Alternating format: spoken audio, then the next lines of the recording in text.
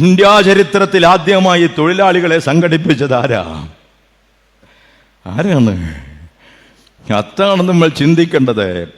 സാമുദായികമായി ഗുരുദേവൻ സംഘടിപ്പിച്ചു എന്ന് മാത്രമല്ല, എന്റെ പഠനത്തിൽ, ശരിയോ തെറ്റോ എന്ന് എനിക്കറിയില്ല, എന്റെ പഠനത്തിൽ കേരളത്തിൽ എന്നല്ല ഇന്ത്യ രാജ്യത്തിൽ ആദ്യമായി തൊഴിലാളികളെ സംഘടിപ്പിച്ചത് വിശ്വഗുരുവായ ശ്രീനാരായണ ഗുരുദേവനാണ്.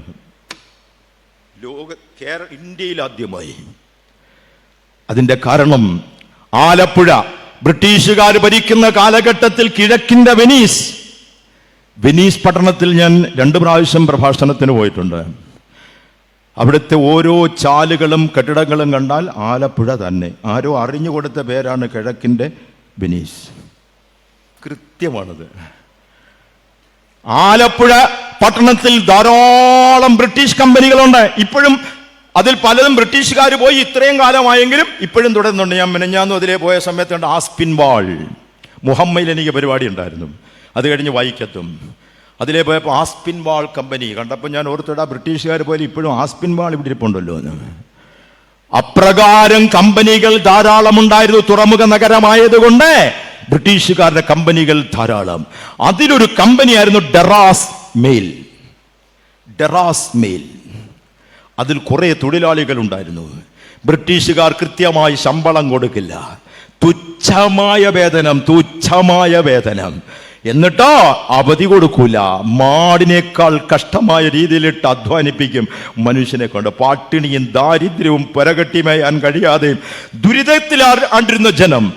അതിൽ PK ബാവ എന്ന് വാടയിൽ സ്വദേശിയായ PK ബാവ ഉണ്ടായിരുന്നു. അദ്ദേഹം ഒരിക്കൽ വന്ന് TK കേശവൻ വൈദ്യൻ എന്ന് പറയുന്ന ഒരു വൈദ്യൻ അവിടെ വൈദ്യശാല ഇട്ടിരുന്നു. വൈകുന്നേരം തൊഴിലാളികൾ പലപ്പോഴും അവിടെ കൂടിയിരുന്ന് ചിലരൊക്കെ ഇത്തിരി അരിഷ്ടമൊക്കെ വാങ്ങിച്ച് കുടിച്ചുകൊണ്ട് പോകുന്ന ഒരു വൈദ്യശാലയായിരുന്നു കേശവൻ വൈദ്യൻ്റെ. ബാബ എന്നും വൈകുന്നേരം അവിടെ ഈ സഭ കൂടുന്ന കൂട്ടത്തിൽ ബാബ ഉണ്ടാകും. ബാബയുടെ സങ്കടങ്ങൾ പറഞ്ഞുകൊണ്ടിരുന്നു. അമ്മയെ ആശുപത്രിയിൽ കൊണ്ടുപോകാൻ മരുന്നില്ല, ചോര ഛർദ്ദിച്ച് കിടക്കുന്നു, പുര ചോർന്നൊലിക്കുന്നു, മക്കൾ പട്ടിണിയിലാണ്, പട്ടിണി കോലങ്ങളാണ്, വിദ്യാഭ്യാസത്തിന് അയക്കാൻ നിർവാഹമില്ല.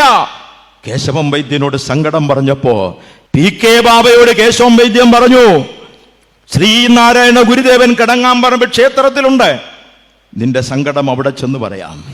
ഇപ്പൊ ബാബ ചോദിച്ചു, ബ്രിട്ടീഷുകാരുടെ കമ്പനിയിൽ ഉള്ള കാര്യം നമ്മളവിടെ ചെന്ന് പരാതി പറഞ്ഞാൽ എന്ത് പരിഹാരം കാണാനാ? ഈ വൈദ്യന് ഗുരുദേവനെ പറ്റി നല്ല അറിവുണ്ട്. അതുകൊണ്ട് പറയും, ഏതായാലും വാ നമുക്കൊന്ന് പറഞ്ഞു നോക്കാം, പരിഹാരം വല്ലതും ഉണ്ടോ എന്ന് നോക്കാം. PK ബാബയെയും കൂട്ടി 922 സംഭവമാണ്. കൊണ്ടുപോയി കിടങ്ങാമ്പറമ്പ് ക്ഷേത്രത്തിൽ ശ്രീനാരായണ ഗുരുദേവനെ കണ്ടപ്പോൾ PK ബാബ തന്റെ സങ്കടങ്ങളാകെ അവതരിപ്പിച്ച് മഹാ തേജസ്വിയായ ഗുരുദേവനെ കണ്ടപ്പോ ബാബയുടെ എല്ലാ നിയന്ത്രണങ്ങളും പോയി. ദാരിദ്ര്യത്തിന്റെയും ദുരിതത്തിന്റെയും ദുഃഖത്തിന്റെയും വേദനയുടെയും കഥകൾ പറഞ്ഞ് ധാരധാരയായി കണ്ണുനീരൊഴുകി തോരാത്ത കണ്ണുനീർ പെയ്ത്ത് നടത്തിയപ്പോ ആ കണ്ണുനീരിലൂടെ ഗുരുദേവൻ കണ്ടത് ബാബയുടെ ദുഃഖം മാത്രമല്ല, ഇന്ത്യയിലാകമാനമുള്ള തൊഴിലാളികളുടെ കണ്ണുനീരാണ് കണ്ടത്. അവരുടെ വേദനകളും യാതനകളുമാണ് കണ്ടത്. അവിടെ ആശാന്റെ വരികൾ പ്രസക്തമാണ്. അൻപാർന്നവരുണ്ടോ, പരവിജ്ഞാനികളുണ്ടോ, വമ്പാക വെടിഞ്ഞുള്ളവരുണ്ടോ, ഇതുപോലെ നാരായണമൂർത്തേ, ഗുരുനാരായണമൂർത്തേ, നാരായണമൂർത്തേ, പരമാചാര്യ നമസ്തേ. അൻപാർന്നവർ, ഇത്രയും കാരുണ്യമുള്ളവരുണ്ടോ എന്ന് മാത്രമല്ല, പരവിജ്ഞാനികളുണ്ടോ. അവിടാണ് വലിയ വിഷയം, പരഹൃദയജ്ഞാനം. ബാബായുടെ മനസ്സ് ഗുരുദേവൻ കണ്ടു, പരവിജ്ഞാനിയാണ്.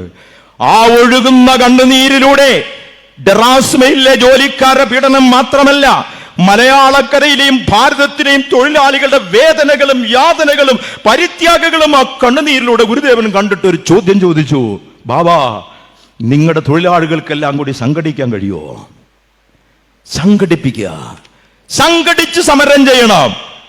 കേരളത്തിൽ ആദ്യമായ ശബ്ദം മുഴങ്ങിയത് ആദ്യമായിട്ടാണ് സംഘടിച്ച് സമരം ചെയ്യണം എന്ന്. ആ വാക്കാദ്യം പറഞ്ഞത് ഇവിടുത്തെ ഒരു രാഷ്ട്രീയക്കാരുമല്ല, വിശ്വഗുരുവായ ശ്രീനാരായണ ഗുരുദേവനാണ്. പറഞ്ഞു. ബാബ സമ്മതിച്ചു.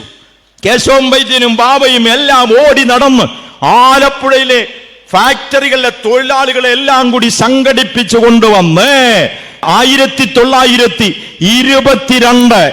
ഏപ്രിൽ 22 1922 ഏപ്രിൽ 22 കളർകോട് ക്ഷേത്ര മൈതാനിയിൽ കേരളത്തിലല്ല ഇന്ത്യയിൽ ആദ്യത്തെ തൊഴിലാളി സമ്മേളനം നടന്നു. തൊഴിലാളി സമ്മേളനം നടന്നു. അത് കോൺസ്റ്റിറ്റ്യൂട്ട് ചെയ്ത ഗുരുദേവനാണ്. പക്ഷേ ഗുരുദേവൻ അന്ന് നേരിട്ട് എഴുന്നള്ളാൻ കഴിഞ്ഞില്ല. സ്വാമി സത്യവ്രതൻ, ഗുരുദേവന്റെ ഏറ്റവും മത്സര ശിഷ്യനായ സ്വാമി സത്യവ്രതന്റെ കയ്യിൽ ഗുരുദേവൻ തൊഴിലാളികൾക്കുള്ള സന്ദേശം എഴുതി കൊടുത്തു വിട്ടു. അത് ആ സഭയിൽ വായിക്കപ്പെട്ടു. അങ്ങനെ ഇന്ന് തൊഴിലാളി ദിനം, മെയ് 1 തൊഴിലാളി ദിനം. അതാദ്യമായി തൊഴിലാളികളെ സംഘടിപ്പിച്ചത് വിശ്വഗുരുവാണ്, ആലപ്പുഴ കളർകോട് ക്ഷേത്ര മൈതാനിയിൽ. അത് 1922 ഏപ്രിൽ 22 അന്നത്തെ തൊഴിലാളി സംഘടനയുടെ ഈ സമ്മേളനത്തിൽ പങ്കെടുത്ത നേതാക്കളെ കേൾക്കണോ?